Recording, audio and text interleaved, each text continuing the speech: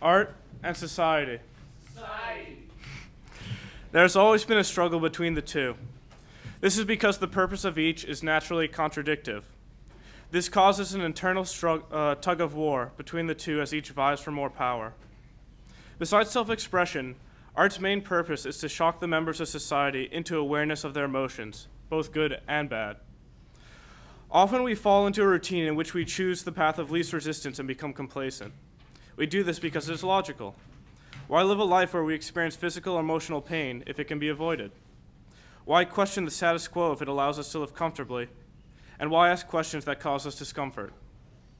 Art has the power to shake members of society out of their stupor of contentment and allows them to feel emotion. I've always believed that there is no such thing as bad emotion. Envy, pain, and sadness are all what make us human. If we only allow ourselves to feel pleasant emotion, then they will soon lose their intensity, and we will ultimately become dazed. It's these bad emotions that make the good emotions so much better. This is why art is important. It saves our humanity. However, art cannot and should not be allowed complete freedom. It's just as important for art to have constraints as it is for art to be allowed freedom. Society fears art because the goal of society is to create a functioning system in which we can all live comfortably, while art continues to challenge that system. Society organizes us, it educates us, and tells us what we are supposed to think and feel. Most importantly, society gives us a sense of right and wrong.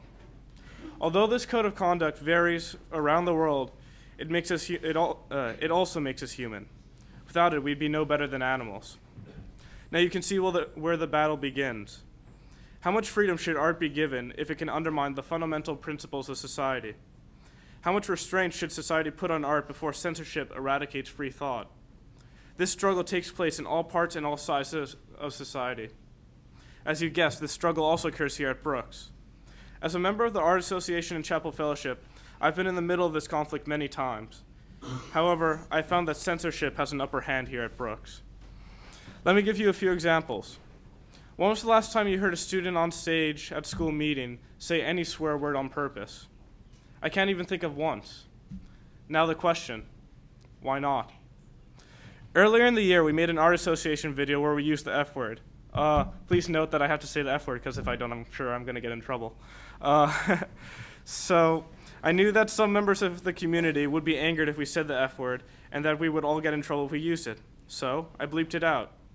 After I finished editing the movie, I showed it to Mr. Grant, who asked me to show it to the deans. He thought that they might find it inappropriate to even have a bleeped out swear word. Taking his advice, I went to the deans to show one of them the video. I explained to the dean that the movie contained a bleeped out swear word. Immediately after saying this, I was told that if I had any doubt in my mind that I shouldn't show the video, then that should be signal enough not to show it. I responded that I believe that the use of a swear word in the case of extreme emotion is tolerable. The dean then said that swear words were never appropriate. I found this laughable. We created swear words to help us express intense emotions. If swear words were never appropriate, then why do they exist? In reality, I do not know why anyone takes offense to them. Are they not just words? Luckily, we were able to show this video because Mr. Packard approved it, saying, "I don't see the harm." When I was thinking about what to talk about for this speech, I thought of the aforementioned instance. I asked myself, what is the school afraid of? That we feel? That someone is upset by the use of a word? Do we have to censor ourselves so far that we have to be afraid of offending anyone for anything? Well, I'm offended. I'm offended by the school on the fact that they do not think the student body nor the faculty is adult enough to see something that displeases them or may cause them offense. And in most cases, it is just an idea or a thought that may make some feel slightly uncomfortable. During some art association meetings, we come up with ideas that may be deemed distasteful by some. We choose not to do these skits or ideas because it may offend somebody. In reality, we should not do these skits because coarse humor is not as clever as good humor. The problem is we are so afraid of making someone, yes, even one person in the entire community, feel uncomfortable that we must censor ourselves. I think people should feel uncomfortable more often. It'll wake them up to their emotions. This being said, some things should be considered offensive, and this is the discussion that we should be having but are not. I do not support public humiliation of an individual because that is not art. It is making someone a scapegoat, and it is one of the worst things that somebody can do. Sadly, I have done this. As many may remember, Chapel Fellowship did something that I will regret for the rest of my life. We publicly humiliated 2 individuals in front of the entire school. Why did we do it? For a cheap laugh. If I had to pick anything in my life that I could take back, it would be that skit. Not because of the punishment my friends and I received, but because every day since then I felt guilty and disgusted with myself for humiliating innocent people and the emotional distress that we caused them. This example is exactly why society must put some restraints on art, because without restraints, art may become perverse. Well, what about my earlier statement about all emotion being good emotions? Emotions are good because they are what drive us. The guilt that I felt about that event has changed me forever and forces me to think carefully about how I affect the emotions of those around me.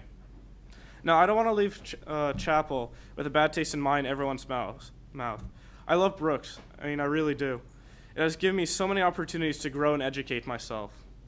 It is my love for Brooks that forces me to say what I think the problems with it are. By exposing the problems with Brooks, I believe that Brooks can continue to transform into a stronger entity. That is why I'm here today pleading with the students and faculty to think about their actions in respect to art and society. Please don't be offended just to be offended. Please don't censor material for fear that someone may not like a word or an idea. And please don't allow anyone to make the same mistake I did last year. I know that many people may find faults in my logic or not agree with me, but that's okay.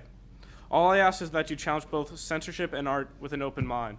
Society. Thank you.